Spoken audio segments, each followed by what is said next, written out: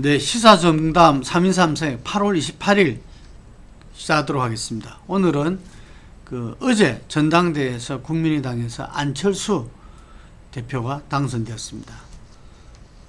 그리고 이제 다음 주부터는 정기국회가 시작됩니다.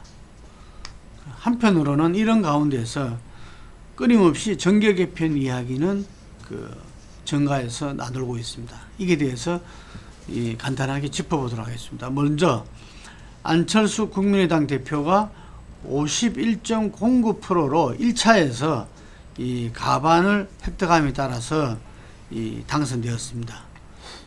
상당히 처음 출마할 때 출마하지 않으면 안 된다, 불출마하라 뭐 이래서 아마 의원들 대부분은 전부 다 불출마 쪽에 상당히 무게가 있었는데 결국 이 전당원 투표제였죠, 이게 국민의당이. 그래서 어쨌든 가반을 1차에서 넘었습니다. 어떻게 평가하십니까? 예, 뭐 한편으로 보면 역시 국민의당은 그래도 안철수가 중심인 당이다, 이런 평가도 가능할 것 같고, 다른 한편으로는 안철수가 중심인 국민의당에서 51.09%를 얻었다는 것은 어떻게 보면 상당히 고전을 했다, 또 그렇게 볼 수 있는 측면도 있습니다. 그래서 앞으로 안철수 대표의 국민의당에서의 어떤 역할과 어떤 행보, 이런 것들이 순탄치만은 않을 수도 있다, 이런 생각도 듭니다. 네.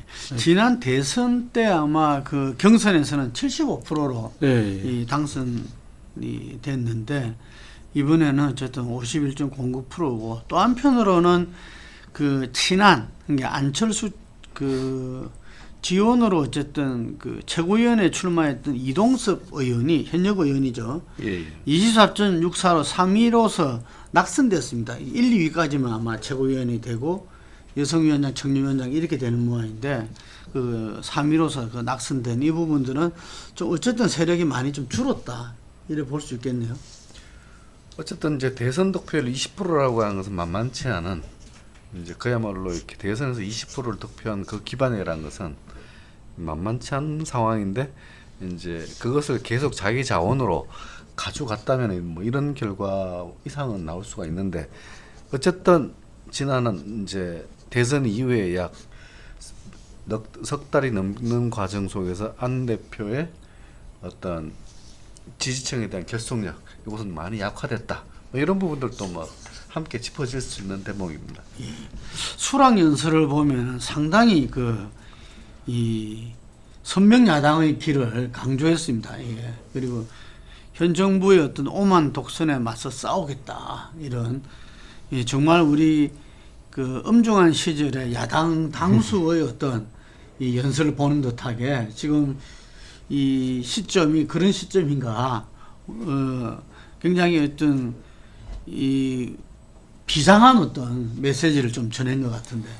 예, 뭐 싸우겠다는 표현을 한 11번, 12번 거듭 썼다고 그러는데 이 부분에 대해서 이제 평가가 엇갈리는 것 같습니다. 그러니까 야당으로서 길을 선택한 만큼 확실하게 선백 야당의 모습을 보여라고 정부 여당하고의 어떤 그런 갈등 내지는 정부 여당에 대한 비판적 포지션을 더 강화하라는 주문을 하는 쪽이 있는가 하면, 도대체 무엇을 가지고 누구와 싸우겠다는 것인지가 좀 잘 모르겠다. 지금 대통령 지지가 70%대를 상회하는데 그것에 대해서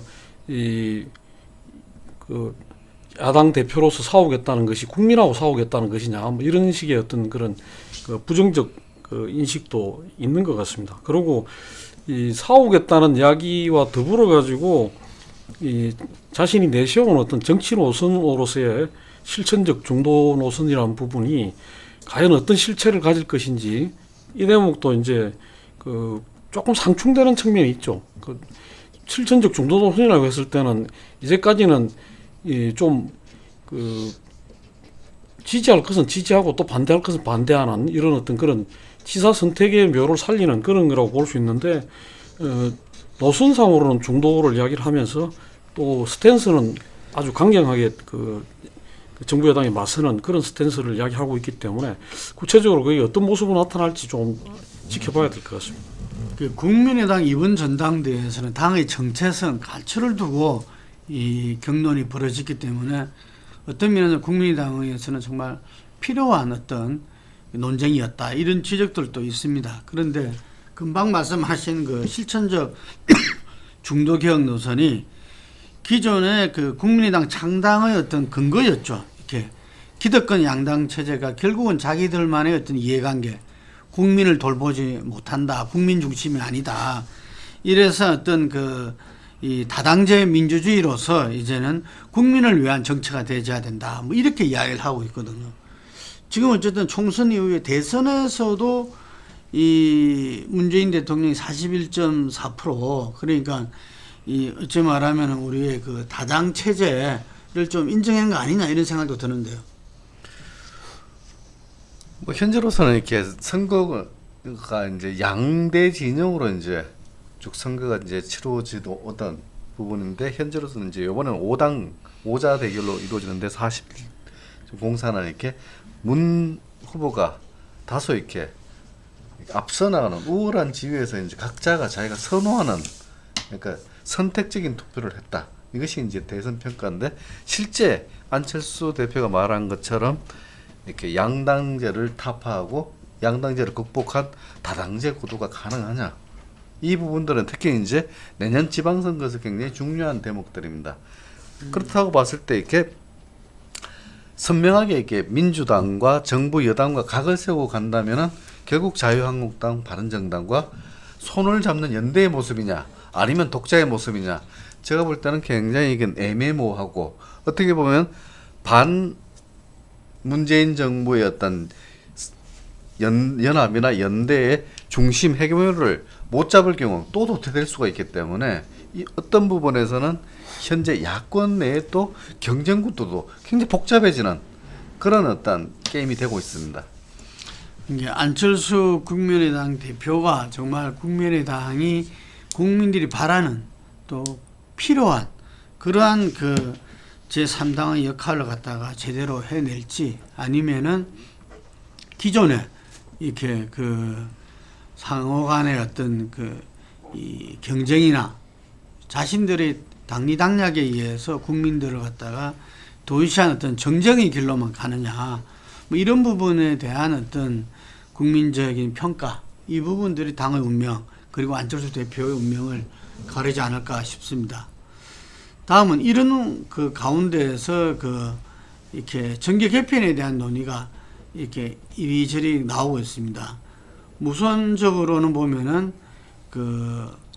한국당하고 바른정당 지난 대선 때도 줄기차게 이야기됐던 보수 통합의 문제 지금 홍준표 대표가 토크 콘서트를 돌면서 계속 박근혜 전 대통령 출당 문제라든지 구체적인 이 단절 문제라든지 이걸 계속 이야기하고 있습니다. 그런 가운데에서 뭔가 바른정당과 이런 움직임이 있지 않느냐. 그래서 보수 통합의 어떤 기운이 지방선거 전에 이루어지지 않겠나 이런 이야기도 있고 또 민주당이 현재 가반 정당이 안 되기 때문에 상당히 약하다. 그런 차원에서 국민의당과 함께하는 진보 통합이 또 이루어지지 않나 이런 이야기들도 있습니다. 그러면서 또 정우택 자유한국당 원내대표는 수도권에서 지난 대선처럼 치르면은 전부 다 전패할 수밖에 없다. 그래서 3야가 수도권에서는 단일화, 그러니까 뭐 지역에 따라서 당들이 배분되겠죠. 그런 부분들이 필요하지 않나 이런 제기들도 있고 어쨌든 추미애 대표는 1년 기자회견에서 인위적 정계 개편은 없다고 명시했습니다. 하지만 선거를 앞둔 여러 가지 당들의 합종 연행은 이루어질 수밖에 없지 않나 이런 생각이 듭니다. 어떻습니까? 지금 정계 개편.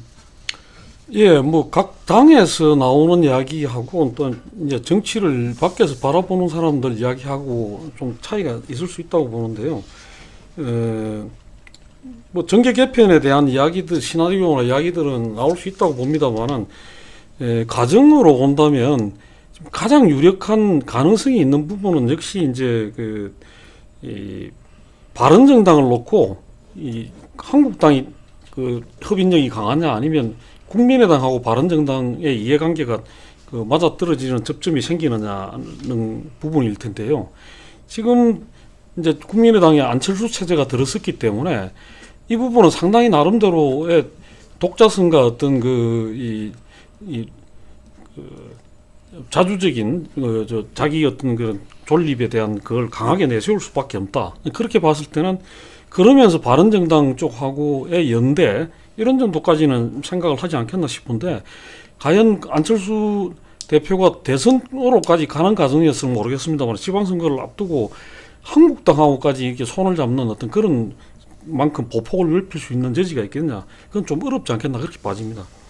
거꾸로 이제 바른정당 쪽에서는 이 양 흐름이 다 공존할 수 있다. 한국당하고 합치었으면 하는 그것도 있을 거고 또 한편으로는 바른정당을 유지하면서 이 국민의당하고 이 같이 가기를 원하는 그런 것도 있으리라고 봅니다. 그 민주당 쪽은 이 당장 국민의당하고 다시 그걸 하기에는 안철수 대표 체제가 됐기 때문에 더 어려워졌다 이렇게 봐야 될 거고 그런 점에서는 정계 개편을 시도해가지고 그 분란이나 어떤 그런 이 역풍을 일으키기보다는 이대로 가면서 케이스 바이 케이스로 국민의당이나 정의당의 협조를 얻는 뭐 그런 정도에서 스탠스를 취하지 않겠나 그렇게 봐지네요. 실제 이제 힘 있는 거는 여당이잖아요. 그렇지만 여당이 어떤 이 자칫하면 그런 이 정계 개편의 수가 악수가 돼가지고 오히려 전국을 운영을 망치게 되는 그런 우려가 아마 추미애 대표가 이 명시적으로 인위적 정계 개편 없다고 이야기한 것 같습니다. 이게 보면 또 인위적이란 말이 들어갔어요. 예, 인위적 정계 개편은 없다 이렇게 이야기했는데, 근데 금방 말씀하신 대로 국민의당과 바른정당과의 어떤 결합도 생각해 볼 수가 있다 이러는데 어떻게 보십니까? 이게 연대를 넘어서 통합도 가능할까요? 예, 박지원 이제 전 대표께서 이제 오늘 아침에 이렇게 라디오 방송에서 이렇게 말씀하시기를 이렇게 연대는 없다. 가치가 이제 다르기 때문에 햇볕 정책 이야기를 하시면서 다만 공존을 할 수 있다. 뭐 이런 표현했는데 현재 상태에서는 이렇게 지방선거를 바라보고 있다면은 민주당으로서는 꽃놀이표에 가까운 오자구도고 네. 문재인 정부 입장에서 본다면은 9월 정기국회를 맞이해가지고 국정 운영이 굉장히 여소돼 국회에서 답답한 오자구도입니다. 이게 이 두 개가 서로 모순되는데 어쨌든 선거라고 하는 기준을 봤을 때는 민주당은 아까 추 대표 말씀대로 이렇게 인위적 정계 개편을 할 이유가 없습니다. 오자구도로 선거를 해서는 유리하기 때문입니다. 그런 측면에서 봤을 때는 현재 정계 개편에 대한 논의라는 것은 국민의당을 포함한 범보수 진영의 전열 정비 이렇게 보시면 맞을 것 같고 민주당을 뺀 나머지에게 계속 이렇게 짝 맞추기를 하면서 가는 그런 구도가 아니겠느냐. 2010년도 이제 반MB 전선으로 지방선거를 치르는 그 2009년의 노무현 전 대통령 서거 이후에 그 일련의 과정하고 비슷하게 범보수 진영도 어쨌든 당선을 목적으로 한 구도를 만드는데 뭐 모든 총력을 기울이지 않겠느냐 이렇게 볼 수 있을 것 같습니다. 예, 지난 대선 때도 실제로 자유한국당, 바른정당, 국민의당에서 후보 단일화 논의가 있었다고 그럽니다. 이게 논의가 제법 이렇게 좀 이야기를 나누다가 국민의당 안철수 후보와 지지율이 갑자기 급상승하게 되니까 어떤 일로 다 됐다 그러더라고요.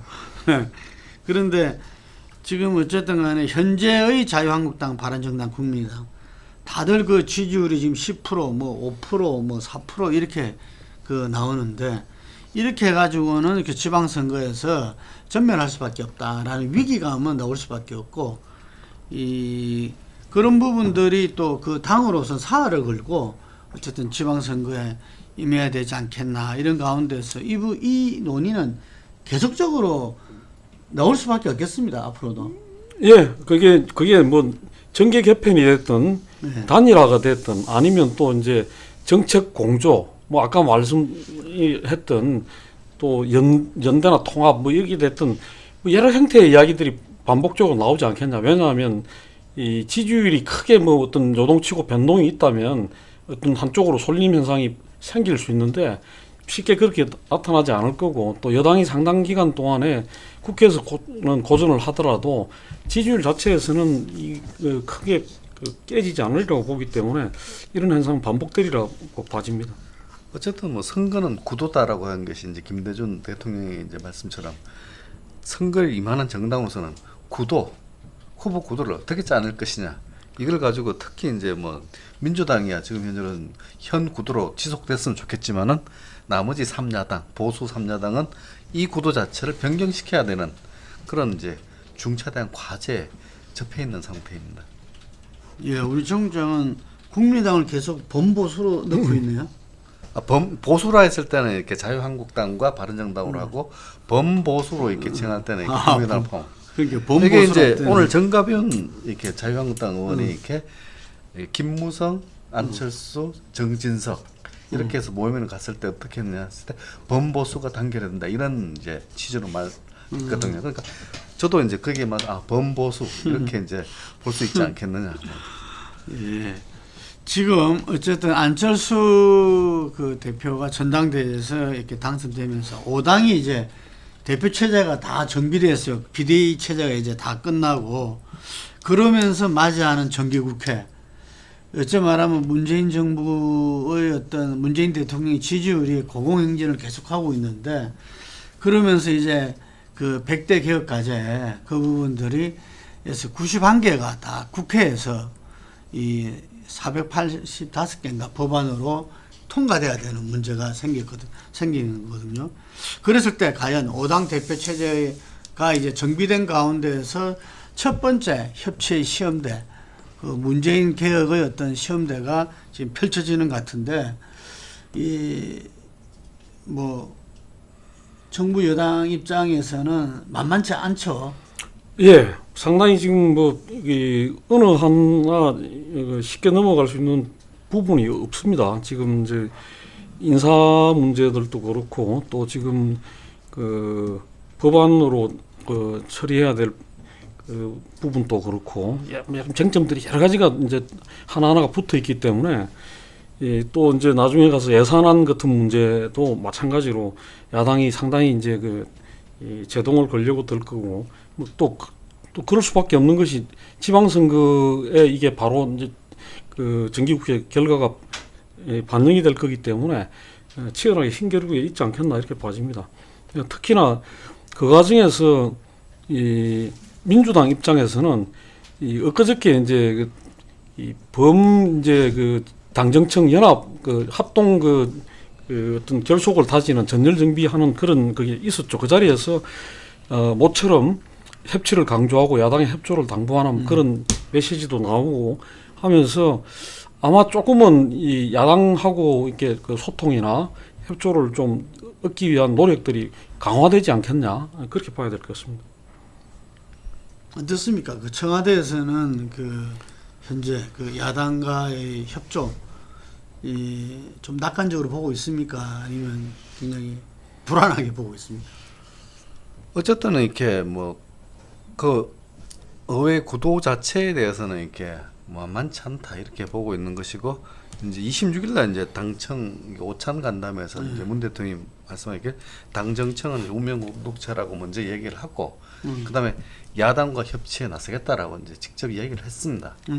그리고 이제 우원식 원내대표도 이렇게 어떤 협치에 대한 이제 강조를 이제 받아서 얘기를 하셨는데 이런 부분들을 보면 이렇게 당장은 이번 정기국회에서 협치를 통해서 이렇게 문제를 풀어야만 한다.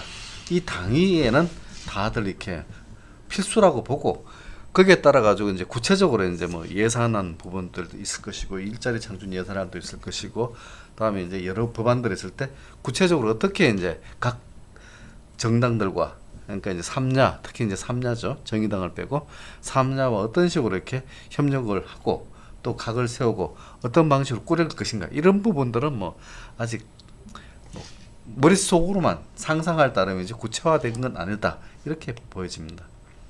하여튼 이전에는 전부 다 그 참여정부고 국민의 정부든 그다음에 이명박 박근혜 정부든 대체로 전부 다 1대1 진영 대결이었잖아요. 보수 진보가 선명하게 서로.